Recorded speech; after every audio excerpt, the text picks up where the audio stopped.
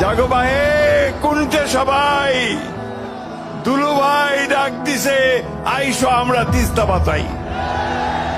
ঠিক না? এই যে আন্দোলন শুরু হলো, এই আন্দোলন আমরা শেষ পর্যন্ত নিয়ে যাব।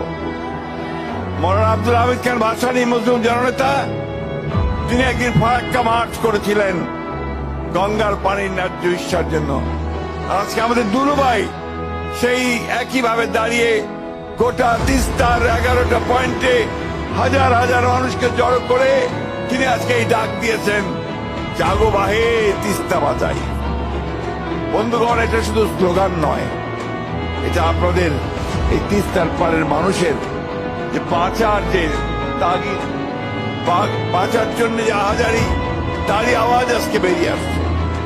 আজকে একদিকে যখন তারা সব বাঁধ ছেড়ে দেয়, গেট খুলে দেয়, তখন সে পানির তোরে আমাদের ঘর বাড়ি গ্রাম ধানের ক্ষেত সব ভেসে যায়, তাই না? আবার যখন বন্ধ করে দেয়, তখন আমার সমস্ত এলাকা খরায় শুকিয়ে খটখট হয়ে যায়। তিস্তা পাড়ের মানুষের দুঃখ আর যায় না। আজ থেকে বহুদিন আগে থেকে এই তিস্তা পানির ন্যায্য ইচ্ছার জন্য আমরা কথা বলছি। পাকিস্তান আমলে পাকিস্তানিরা বলেছে, বাংলাদেশ হওয়ার পরে আমরা বলেছি। আওয়ামী লীগের সরকার আসলো, প্রথম দিকে সবাই ভাবলো যে ভারতের বন্ধু আওয়ামী লীগ, সুতরাং তিস্তার পানি বোধহয় এবার পাই যাবে। ঠিক না? লবডঙ্ক 15 বছরে বাংলাদেশ থেকে বেঁচে দিছে, তিস্তার এক ফোঁটা পানি আনতে পারে নাই। শুধু তিস্তা নয় ভাই, 54টা নদী আছে যেগুলো ভারত থেকে আমাদের দেশে আসছে। সবগুলো নদীর উজানে তারা বাঁধ দিয়ে দিয়েছে।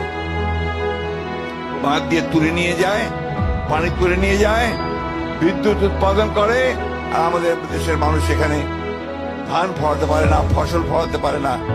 তারা তাদের জীবন জীবিকা থেকে সম্পূর্ণ বঞ্চিত হয়।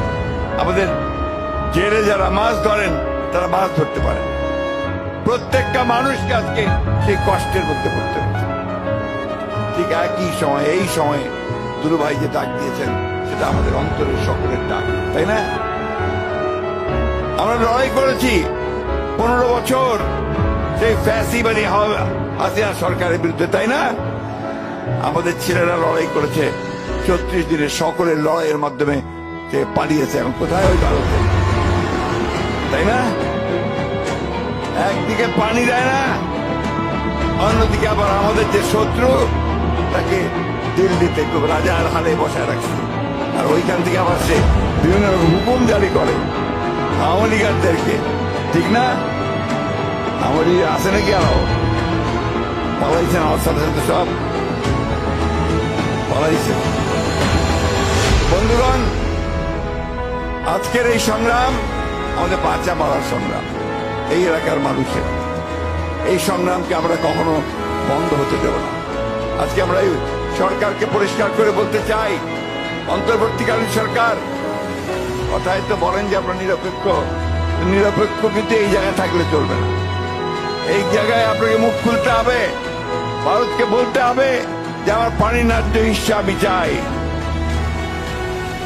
আর আপনি যেহেতু অন্তর্বর্তীকালীন সরকার, খুব তাড়াতাড়ি নির্বাচনটা দিয়ে জনগণের সরকারের হাতে ক্ষমতা দেন।